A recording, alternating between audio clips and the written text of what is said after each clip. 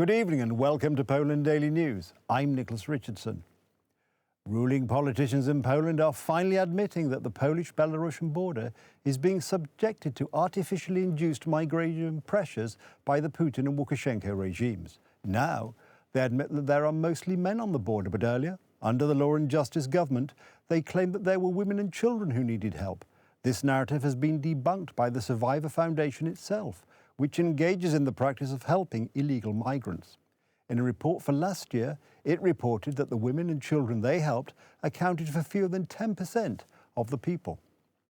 The Salvation Foundation provided assistance to 368 illegal migrants. Among them were only 34 women and 15 children. Last year, the foundation received more than 20 million zloty from donations and grants. We can see that the whole propaganda machine launched against the defenders of the borders, against us having a secure eastern border, was built on a lie. Activists help illegal crossing of the Polish border, which is a crime. In Greece, Norwegian activist Tommy Olsen has been charged by the authorities with human smuggling, espionage and belonging to a criminal organisation. Meanwhile, in Poland, the Deputy Prime Minister is politely asking, "I would very much like to ask you to turn back from this path." Activists are providing location data to illegal migrants, informing them of places where there are no Polish army soldiers and where they can meet members of so-called humanitarian organizations. Near the Polish-Belarusian border, the situation is being observed by our reporter, Michał Gwardyński. They provide them with legal assistance to facilitate their stay in Poland. Also, on Poland's western border, the situation is not looking good. German police are making the so-called pushbacks. I am from Tunisia. Today, the Minister of Interior and Administration reported from the 1st of January to the end of May 2024, 4,605 people crossed over. More than 60% of refusals of entry to Germany from the Polish territory concern Ukrainian citizens. So far, about two-thirds of those turned back have declared themselves to be Ukrainian citizens. However, in recent weeks, there are fewer and fewer of them. The share of people who are not Ukrainian is increasing wildly. On the 16th of October 2023, federal police introduced controls on the border with Poland. German police figures show that for the first 4 months of this year alone, more than 3,500 migrants were smuggled into Poland from Germany. Germany controls the border by recording who comes from the Polish side to the German side. However, there is no adequate response from the Polish side. On the Polish side, there is no control, in fact. Residents of cities where foreigners have arrived are starting to complain about foreigners accosting people on the street and taking pictures of their homes. Łukasz Muda, TV Republica. People are still talking about the removal of Polish heroes from the World War II Museum. On the orders of Donald Tusk, new museum authorities decided to throw out the images of Father Kolbe, Witold Pilecki and the Ulma family because they destroyed the artistic vision. Who was disturbed by these undisputed heroes? Who wanted, and why, to create conflict on an issue that should not divide Poles? The issue is dividing the ruling coalition as well, and protests have been announced. Images of heroes censored by Donald Tusk's government flashed on the walls of the presidential palace in Warsaw last night. Among them was the blessed Ulma family, which should be especially important to the PSL since Józef Ulma belonged to the People's Movement. Are you really in such a government that tolerates this? This is absolutely disgraceful. People's Party leader, Poland's Deputy Prime Minister, Władysław Kosiniak-Kamysz, criticized the decisions of the museum's new leadership and announced that his party will do everything to make sure these images return. This is the expectation of my political environment. This is the expectation of many Poles. I express it and we will do it. Law and Justice says stop. Law and Justice deputies have submitted a draft resolution to the Speaker of the Sejm demanding government intervention in restoring the image of Polish heroes. Historical relativism triumphs. It triumphs because of the attitude of the new government. It goes against Polish national interest. It is a stab at Polish national identity. The Culture Ministry, however, sees nothing wrong with the situation and says the original content of the exhibition will be restored.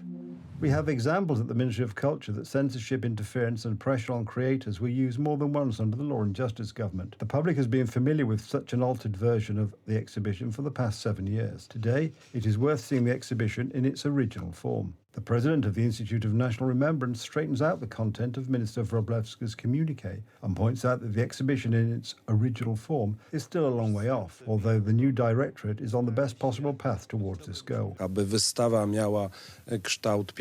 order for the exhibition to be in its original shape, the one that is deep in the minds of the two directors today, the red and white flag still needs to be removed from the area dedicated to the Soviet Union's attack, and many other acts of censorship need to be carried out. Poles do not agree with the throwing away of our national heroes. That's why a protest against Director Vnuk's actions will be held outside the World War II Museum in Gdansk on Friday at 5:30 p.m. The same demonstration will take place in Warsaw at the monument to Rotmistrz Witold Pilecki on Wojska Polskiego Avenue. In the face of such disgraceful and barbaric acts, one cannot remain indifferent. Therefore, as residents of Gdansk, the Tri-City in Pomerania, we will meet tomorrow at 5:30 p.m. at the Museum of the Second World War, at the monument to Rotmistrz Witold Pilecki, to protest and to show that we do not agree with this. Historians are sounding the alarm. The removal of Father Kolbe, the Ulma family, and the Rotmistrz Pilecki from the Gdansk Museum is a symbolic abandonment of the fight for historical truth and a surrender of the field to the Germans who for years have been trying to wash away the responsibility for the crime of World War II. More layoffs are occurring across Poland. Lack of stability, the blocking of important investments, including the freezing of projects for a nuclear power plant by the new government, are causing foreign investors to withdraw their capital from Poland. A wave of layoffs is sweeping through Poland. An American company with one of its plants near Włocławek has announced group layoffs.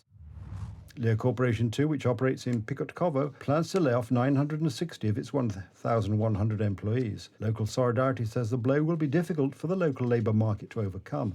And Toshiba, the Japanese technology giant, will halt production at its Gniezno plant altogether. 100 employees are to be laid off. What is the reason for the withdrawal of foreign investors? Experts have no doubt. The main reason is the creation of uncertainty by Donald Tusk's government in the dimension of the functioning of the economy, the liquidation of the central transport port and nuclear power plants. Ever since Tusk's coalition took power in Poland, major investments that were planned while the United Right government was still in power have been stopped. This includes a nuclear power plant that was supposed to give Poland cheaper energy. In early June, KGHM announced that it was halting a project to build small nuclear reactors. Investors are scared about the future. They don't know what the outlook will be, especially on the cost side of the business. Lack of stability and fear of high costs is causing foreign investors to flee the country. There will be unemployment, inflation, there will be all the bad effects of a partisan government. That's what you have to call it. I don't see any other explanation. I think you have to be really talented to blow up such a booming economy in literally half a year. From the beginning of the year through May, 175 companies nationwide have filed for mass layoffs, with more than 16,000 workers expected to be laid off as a result. Marcin Bakalarski, TV Republika.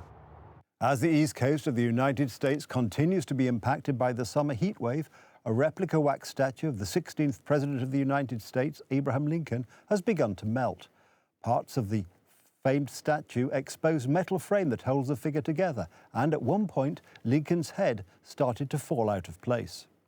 Temperatures hovering near 100 degrees Fahrenheit, 37 degrees Celsius, for the past few days have slowly melted a 6-foot or 1.8-metre wax creation of the Lincoln Memorial, a tribute to the iconic 16th President of the United States. Christy Maiselman, the Executive Director and Curator of Cultural DC, the sponsor of the exhibit, said the attention the heat-related mishap has caused has brought positive attention to the project they had not anticipated. She added that the head would likely not be reinstalled this summer due to the risk that it would fall off again and suffer additional damage. Behind me is a 6-foot, or previously 6-foot, wax monument of Abraham Lincoln that was put here by artist Sandy Williams. This was a project we commissioned through the DC Commission on the Arts and Humanities through their Public Art Building Communities grant. When we set out to do this project, the artist did quite a bit of research with a number of companies that produce wax, and we looked at a lot of varieties of wax and looked at their melt points.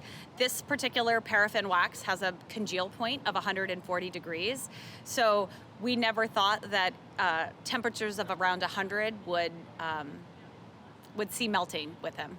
The wax creation is actually a candle with wicks and forms part of a series of wax monument statues. That's the news. Thank you for watching. And from me, it's have a good night and a better tomorrow.